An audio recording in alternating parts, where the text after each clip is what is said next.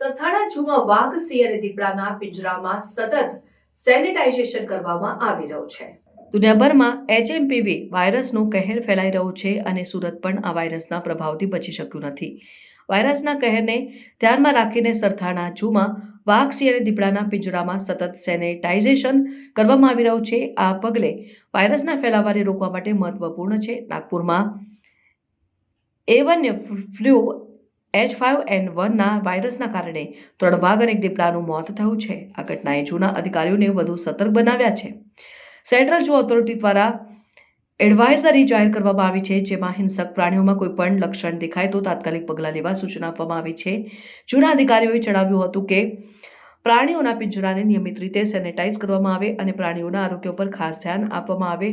જો કોઈ પ્રાણીમાં લક્ષણો દેખાય તો તેને તાત્કાલિક અલગ કરવામાં આવે અને જરૂરી સારવાર આપવામાં આવે છે। આ ઉપરાંત ઝૂમાં આવતા મુલાકાતીઓ માટે પણ ખાસ માર્ગદર્શિકા જારી કરવામાં આવી છે।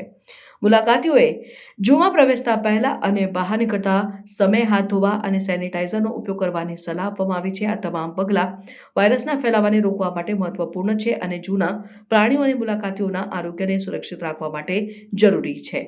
લઈને અત્યારે સરથાણા ઝૂમાં કઈ રીતના તકેદારી?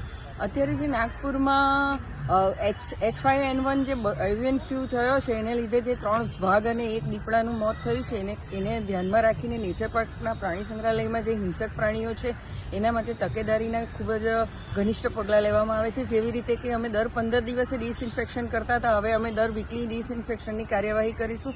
ઉપરાંત એ લોકોની હેલ્થમાં જરા પણ ફેરફાર નોંધાશે તો તાત્કાલિક જ એમને સારવાર કે એનું જે હોય તેની અભિપ્રાય લેવામાં આવશે।